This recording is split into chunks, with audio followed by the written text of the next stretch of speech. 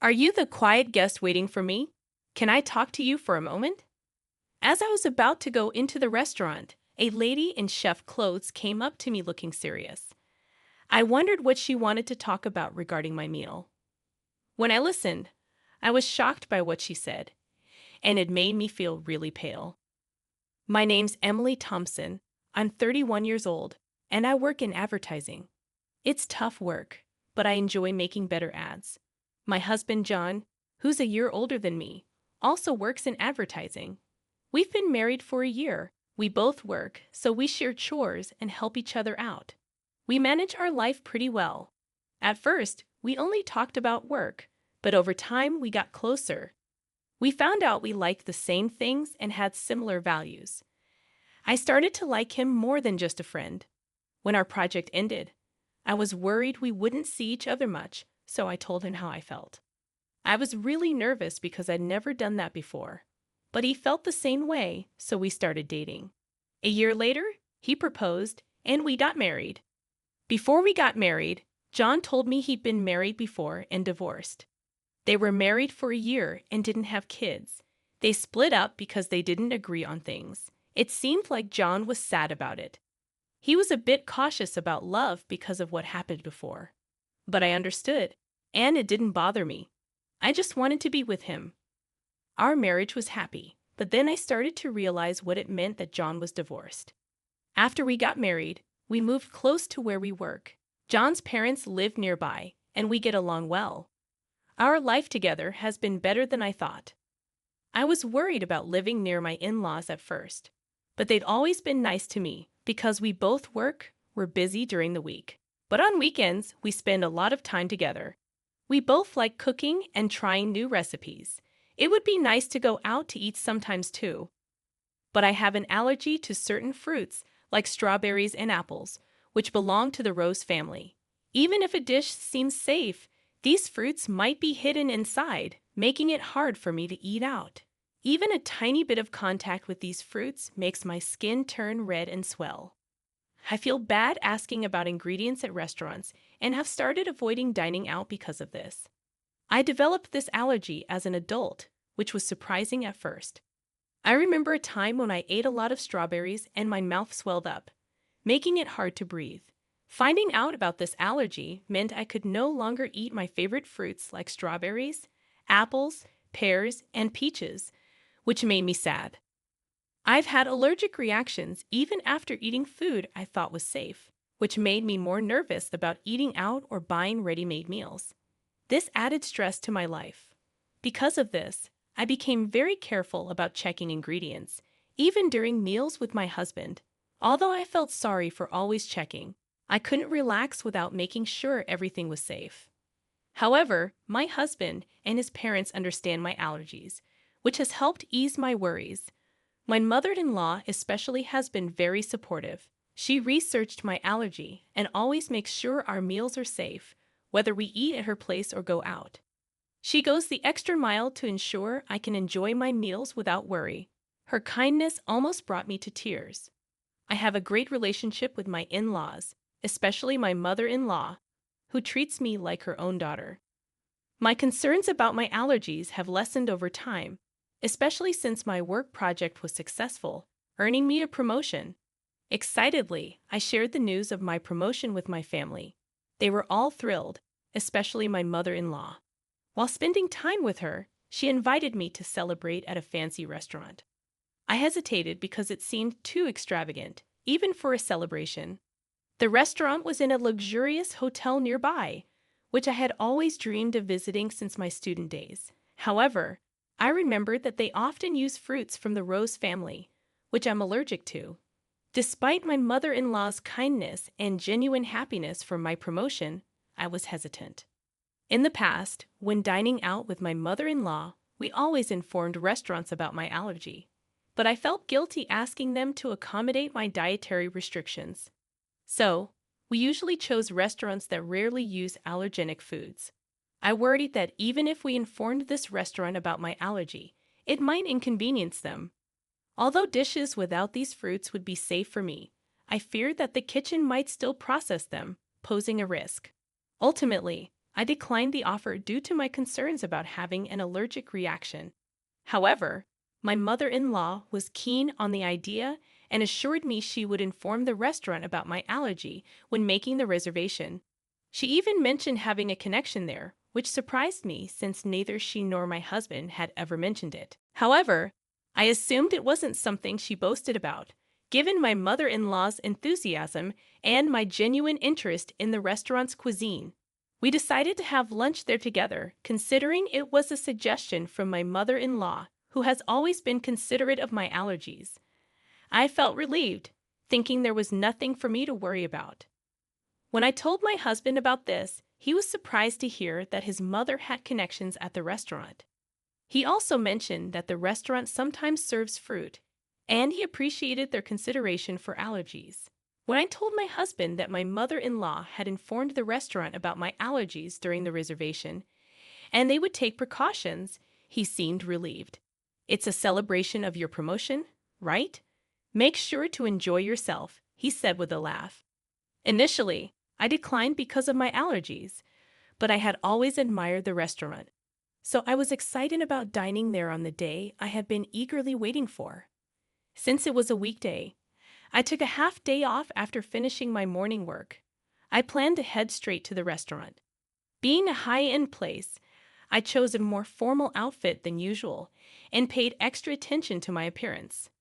When I arrived at the office, my colleagues noticed my attire and asked about my plans.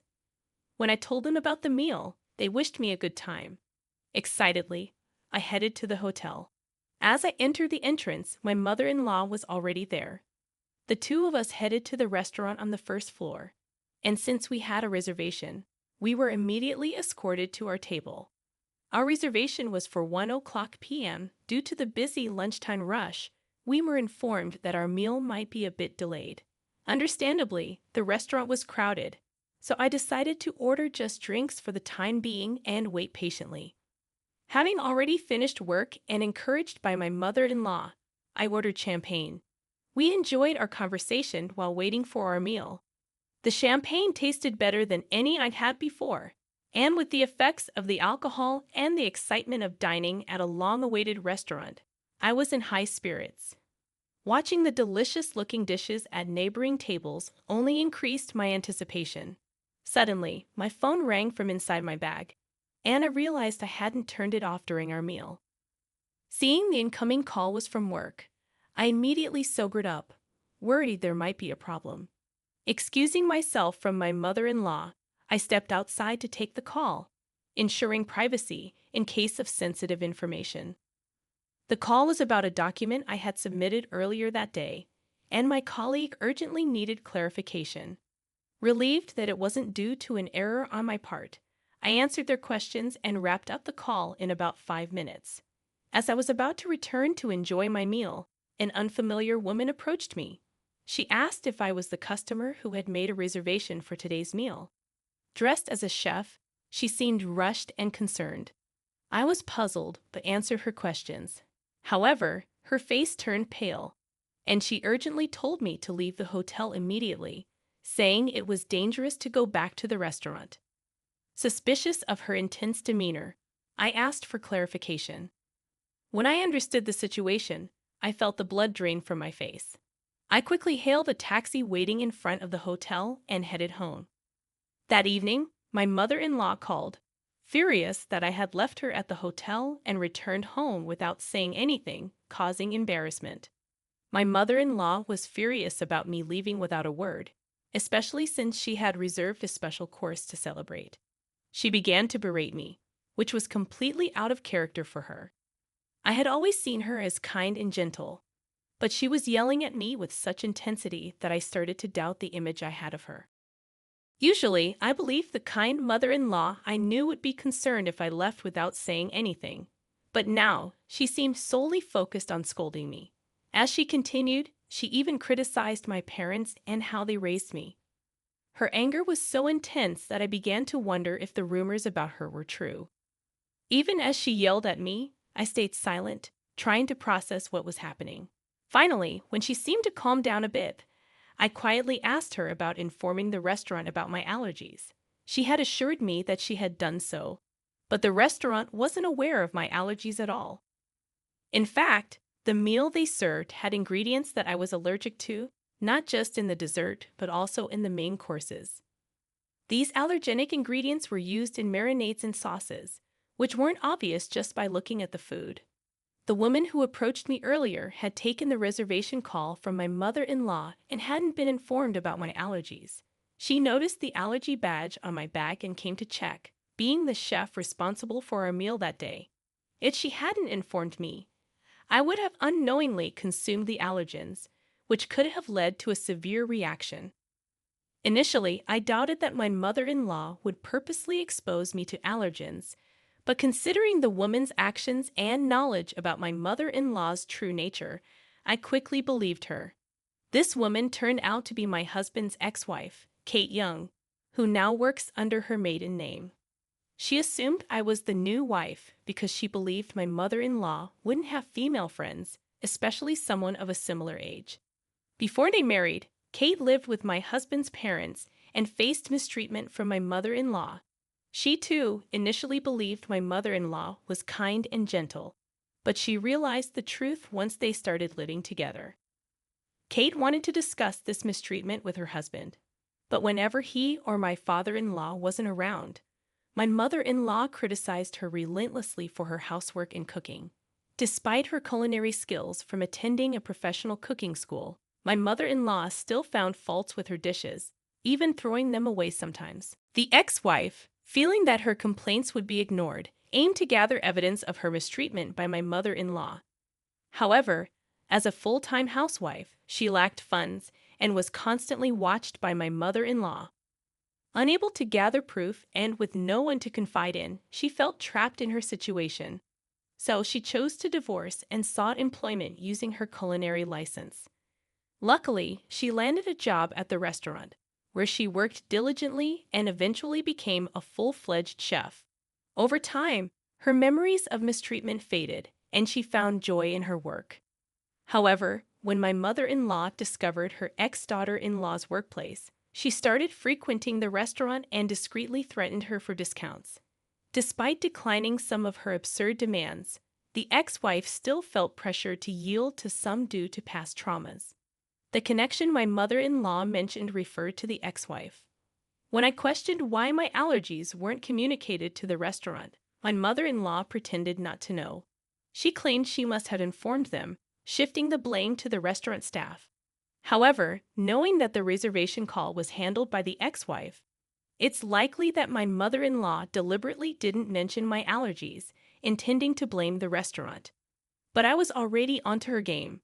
Considering the restaurant's strict guidelines on allergies and the recording of calls for dispute resolutions, it was clear that they would have accommodated my dietary needs if informed. Facing the undeniable evidence, my mother-in-law, not anticipating recorded proof, fell silent. I pressed on, questioning why she hadn't mentioned my allergies this time. Until now, she had always been cautious and concerned about them. I couldn't imagine why she would act this way, given our previously good relationship. I sought an explanation, shocked by her behavior.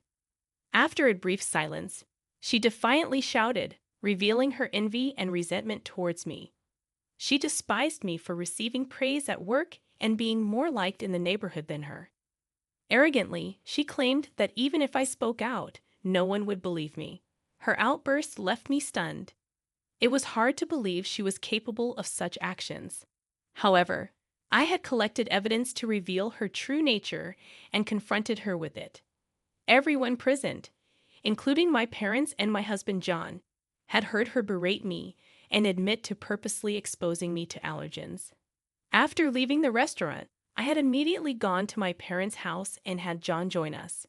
We discussed our next steps when she called, so I swiftly switched the call to speaker and started recording it for evidence. As a result, we had her incriminating statements on tape. Taken aback by my revelation, she asked in a shaky voice if John was there with us. She never expected her son to find out. In response, John, who had been silent and emotionless while gathering evidence, spoke up. His suppressed anger was evident as he expressed disbelief at his mother's actions.